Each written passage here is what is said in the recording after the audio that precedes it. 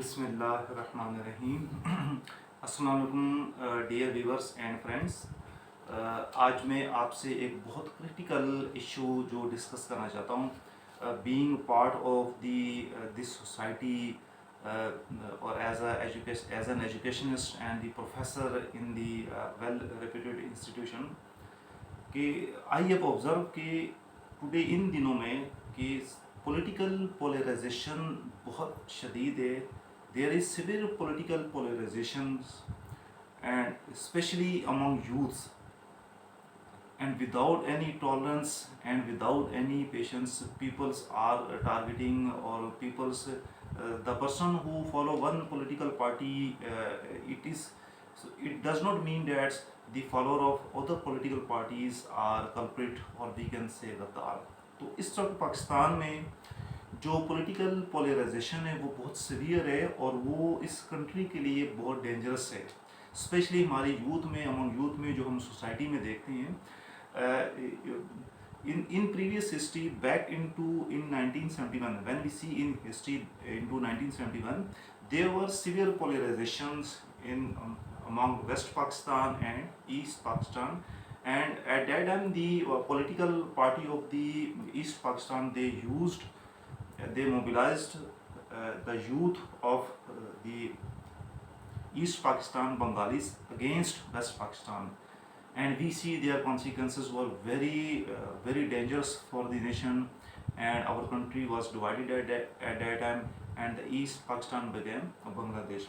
Now again, I see that today political parties are using youth, especially youth and young people, for their own interest. So I appeal from all the political parties and all the stakeholders of Pakistan and Chief of Army Staff and President that please don't allow any political party to use these youth. In youth को अपने parties में ईंधन के तौर पे use मत करें. इतने पोलराइजेशन मत करें कि ये नेशन इतनी डिवाइड हो जाए कि हम उसको यूनाइट ना कर सकें. First we all are Muslims and Pakistani. First we have to think our own country. सबसे पहले हमें अपने मुल्क के बारे में, अपने कंट्री के बारे में सोचना चाहिए. इतनी सीवियर पॉलिटिकल पोलराइजेशन है कि एक पार्टी एक दूसरे को गद्दार डिक्लेयर कर रही है, एक दूसरे को चोर डाकू कह रहे हैं. This should be condemned at every place and at every forum. ठीक है.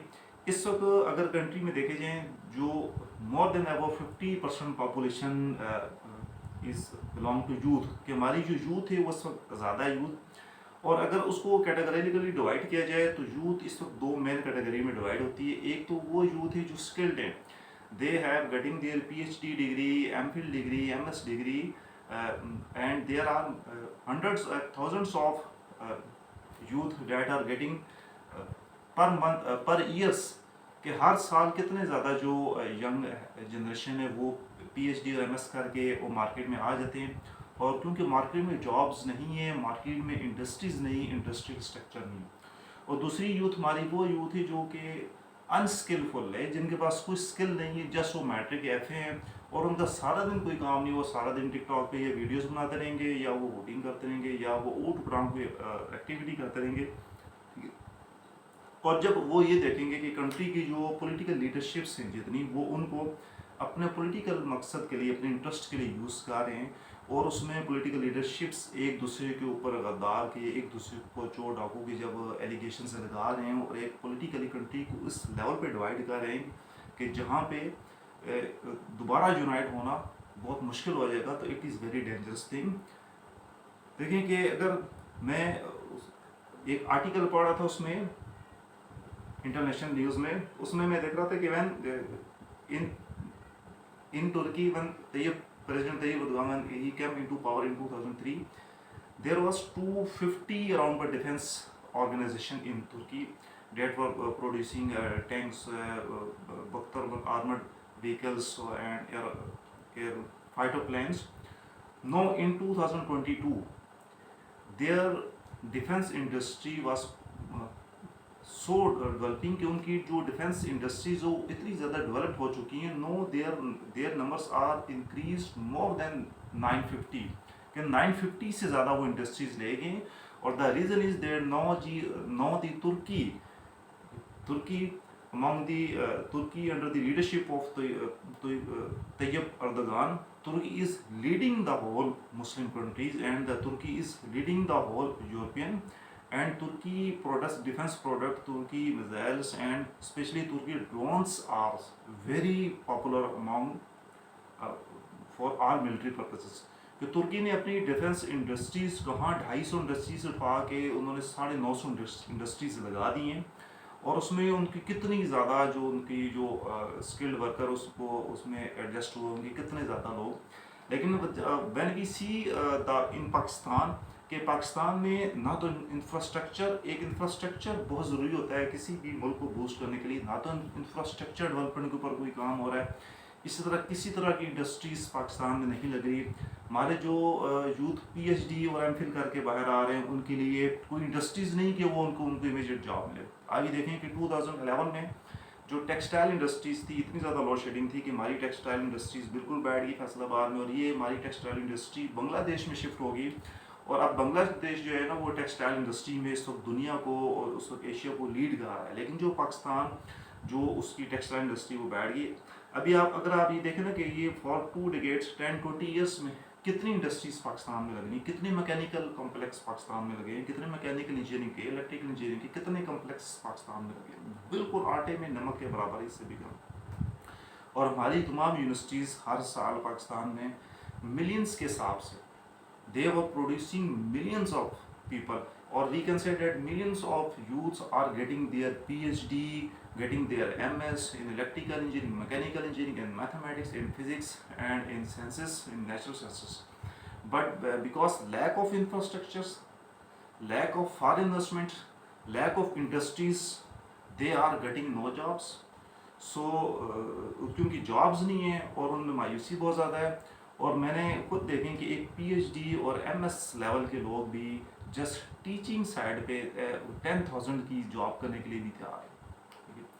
تو میری یہ اپیل ہے it is my appeal from the all the stack holders of the Pakistan, prime minister of the Pakistan and all the political leaders of the Pakistan and chief of army staff and president that they should focus on these things, that there are millions of people who are getting their PhD, MS and MPhil degrees and they are getting no jobs because we have our infrastructures are not developing. ہمارا infrastructure وہی پرانا infrastructure جو آج سے 10-15 سال پہلے تھا, اس میں کوئی ڈیولپمنٹ نہیں ہو رہی, ہماری انڈسٹریز نہیں لگ رہی, اور جو فارن انویسٹمنٹ آنی تھی وہ بھی ہماری وہ بند ہے.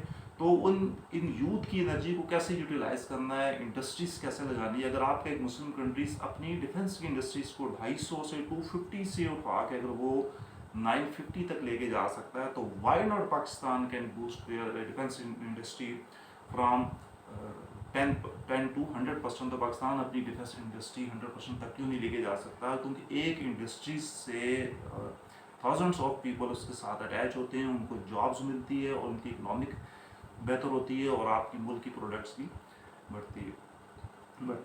تو ہمارے تمام اسٹیک ہولڈرس کو اس طرف فوکس کرنا چاہیے.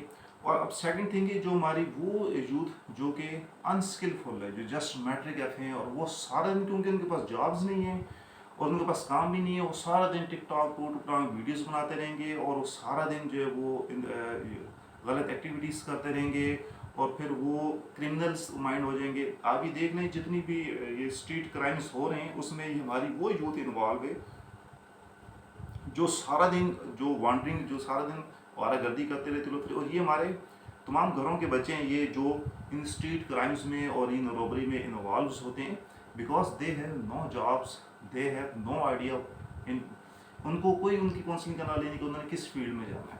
اور انفارچونیٹلی ہمارے جتنے بھی پولیٹیکل لیڈرز ہیں وہ سب یہ چاہتے ہیں کہ وہ یوتھ جو ہے نا وہ ان کی پولیٹیکل پارٹی کو سپورٹ کرے اور ان کی پولیٹیکل پارٹی کا ایندھن بنے, اور ان کو اس چیز سے کوئی ان کا غرض نہیں کہ یار what are the basic needs of youth, کہ ہم نے ان کو جابس کیسے دینی ہے, ہم نے ان کے لیے انڈسٹریز کیسے لگانی ہے, ہم نے ان کو ان کی جو انرجی کو یوٹیلائز کیسے کرنا ہے. دیکھیں ہسٹری میں اگر ہم دیکھتے ہیں کہ اگر ایسٹ پاکستان کی اس عوامی لیگ نے جو اس وقت وہاں کی بنگالی یوتھ کو پاکستان کے اگینسٹ یوز کیا تھا تو وہ اس کا کتنا غلط رزلٹ ہوا تھا. آج کئی پولیٹیکل پارٹیز ہماری یوتھ کو ہمارے پاکستان کے اگینسٹ اور پاکستانی جو یوز کر رہے ہیں, اور یہ جو نوجوان نسل کے ذہن میں جو ایک زہر بھرا جا رہا ہے, یہ غلط چیز ہے.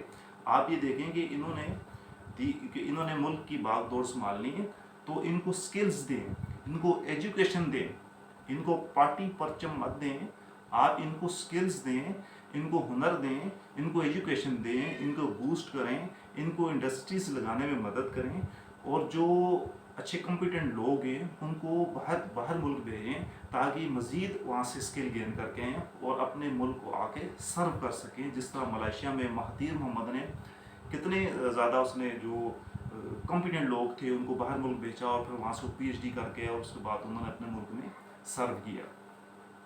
اسی سے میرا ایک بہت امپورٹنٹ پوائنٹ ہے, اور جو کہ پاکستان میں بہت کامن آبزرو کیا جاتا ہے, جو کہ ان 10 سالوں میں ایک ٹرینڈ بن گیا, اور ایم especially I again appeal from the president, prime minister and chief of army staff of the Pakistan, کہ اس وقت جتنی بھی ایگزیکٹو پوسٹ پہ ہیں اس پہ ریٹائرڈ پرسنس بیٹھے ہوئے ہیں. کہ آپ یہ دیکھیں کہ اگر ایک ایگزیکٹو پوسٹ ہے, اگر ایک ادارہ ہے وہ سول انجینئرنگ کا ہے یا میکینیکل انجینئرنگ کا ہے یا وہ اسٹیل مل ہے کوئی بھی, اور اگر اس پوسٹ کے لیے وہاں پہ آپ کے پاس کمپیٹنٹ پی ایچ ڈی لوگ, P H D competent merit پہ ینگ جنریشن موجود ہے, تو میری آپ سے ریکویسٹ ہے کہ ان لوگوں کو پریفر کیا جائے جاب کے لیے, کہ ینگ کی جو انرجی ہوتی ہے, ینگ کی جو اسکل ہوتی ہے, وہ اس ادارے کو بوسٹ کر کے اوپر لے کے جا سکتی ہے.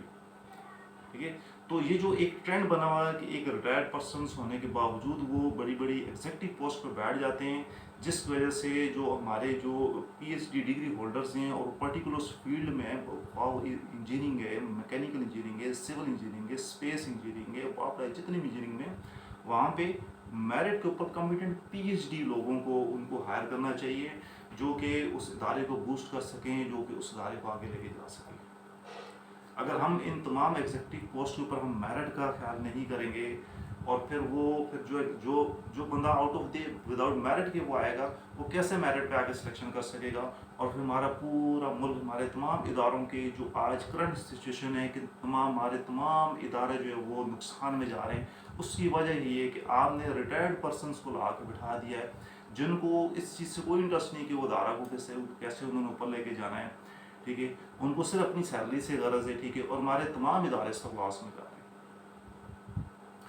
تو خدارہ جو ہماری یوتھ ہے, جو اسکلفل یوتھ ہے, جو پی ایچ ڈی اور ایم ایس کی ڈگریز لے کر آ رہے ہیں, ان کے لیے انڈسٹریز بنائیں, ان کے لیے انفراسٹرکچر بنائیں. بغیر انفراسٹرکچرس کے کوئی بھی کنٹری کبھی بھی ڈیولپ نہیں کر سکتا. انڈسٹریز لگائیں, انڈسٹریز لگانے کے لیے فارن انویسٹمنٹ کو آپ پاکستان میں بلائیں, جو فارن انویسٹمنٹس آپ ان کو پاکستان میں آپ ان کو انسینٹیوز دیں, آپ ان کو فیسلٹیٹ کریں تاکہ وہ پاکستان میں آ کے وہ اپنی انڈسٹریز لگائیں. اور ہماری جتنے بھی جو اسکلفل یوتھ ہے, جو پی ایچ ڈی کر رہے ہیں, ایم ایس کر رہے ہیں, اور کسی فیلڈز میں ان کے پاس ڈگریز ہیں, ڈپلوماز ہیں, تاکہ ان کو اکاموڈیٹ کیا, ان کو ایڈجسٹ کیا جا سکے, ان کو جابس پہ ان کے پیروں پہ کھڑا کیا جا سکے. اور اسی طرح جو ہماری انسکلفل یوتھ ہے, جو ہمارے وہ لڑکے جو آپ یہ کہہ دیں جو جسٹ میٹرک ایف ہیں, جو سارا دن پھرتے رہتے ہیں, ان کی بجائے اس کے کہ ان کے ہاتھ میں پارٹی پرچم پکڑا دیے جائیں, ان کو ایک بدماش لوفر بنا دیا جائے, ان کو سکلز کھائی جائیں, ان کو سمارٹ بزنس چھوٹے چھوٹے انڈسٹری میں ان کو کھپایا جائے, ان کو سکلز کھائی جائے تاکہ وہ بھی معاشرے کے ایک مفید شہری بن سکیں. یہ جتنے اسٹریٹ کرائمز آپ دیکھ رہے ہیں, جتنے بڑے شہروں میں اسٹریٹ کرائمز ہو رہے ہیں, اس میں یہ وہ نوجوان استعمال ہو رہے ہیں جو میٹرک ایف اے کر کے بیٹھ جاتے ہیں, اور ان کے پاس کیونکہ ان کے پاس جابز نہیں ہوتی, تو ان کو اپنی بیسک نیڈس پوری نہیں ہوتی, تو اس کے لیے وہ پھر غلط سائڈ پہ, غلط کرمنل مائنڈس, کرمنل سائٹس پہ جاتے ہیں. اور میں سمجھتا ہوں کہ گورنمنٹ کو ایکشن لینا چاہیے کہ یار ہماری کیلکولیشن ہونی چاہیے کہ ہماری اتنے نمبر آف یوتھس اسکلفل ہے, اتنی انسکلڈ ہے, ان کو اس فیلڈ میں جابس کی ضرورت ہے, اتنی انڈسٹریز کی ضرورت ہے, اور ان انڈسٹریز میں, اور اس کے بعد انڈسٹریز کو اوپر میرٹ ہونا چاہیے. اور ریٹائرڈ پرسن کی آپ کو ٹھیک ہے, retired person is competent and is very competent and very fruitful for the organisation, then he should be considered. But اگر ریٹائر پرسن اگر ایک اس پوسٹ پہ ایک پی ایچ ڈی بندہ ہے اور وہ کمپیٹنٹ ہے اور اس کو اس فیلڈ میں ایکسپیرینس ہے تو پی ایچ ڈی کمپیٹنٹ بندے کو اس پوسٹ کے لیے ضرور پریفر کرنا چاہیے. اس طرح فرسٹ گورنمنٹ کو دیکھیں انفراسٹرکچر جو ہے وہ کسی بھی نیشن کی ریڑھ کی ہڈی رکھتا ہے. اگر آپ کا ایک اچھا انفراسٹرکچر نہیں ہے تو آپ کے جو تمام آرگنائزیشن کی جو ادارے ہیں وہ آرگنائزیشن آپس میں انٹیگریٹڈ نہیں ہوں گے. تو انفراسٹرکچر ڈیولپمنٹ پہ اگر ملک کے پاس اتنے ریسورسز نہیں ہیں تو آپ ان کنٹریز کو انوائٹ کریں جن کے پاس فنڈز ہیں, ان کو فیسیلیٹیٹ کریں تاکہ وہ آپ کے ملک میں انفراسٹرکچرز ڈیولپ کر کے دیں, اور اس انفراسٹرکچر ڈیولپ ہونے کے بعد ان میں جو جابس کریٹ ہو رہی ہیں ان کے اوپر کمپیٹنٹ اور اسکلڈ پرسن کو اپوائنٹ کریں. At the end last again I appeal from all the political leaders, from the president of Pakistan and from the prime minister, that please focused on our youth. Today there is severe polarization based on political issues, and according to my point of view اگر مجھ سے پوچھا جائے all political parties are Muslims and all political parties are Pakistanis, and تمام political parties اس وقت میری نظر میں برابر ہیں. وہ پاکستانی بھی ہیں, مسلمس بھی ہیں, بس ہر کوئی پارٹی سسٹم کو زیادہ ڈیلیور کر جاتی ہے, کوئی پارٹی سسٹم کو کم ڈیلیور کر جاتی ہے. کسی کو زیادہ ٹائم مل جاتا ہے, کسی کو کم ٹائم مل جاتا ہے. But it does not means کہ if a person follow one party then he should declare the follower other party as a غدار اور culprit. This trend should be condemned and this trend should be stop at every level. اور political parties کے leaders کو بھی ایک maturity کا مظاہرہ کرنا چاہیے کہ وہ یوتھ کے اندر اتنی نفرت کو روا مت دیں کہ آپ کی نیشن ڈیوائڈ ہو جائے اور آپ کے لیے ایک ملک کے لیے ایسے پرابلمس کریٹ ہوں جن کو بعد میں ریزالو نہ کیا جا سکے. Thank you. اللہ حافظ.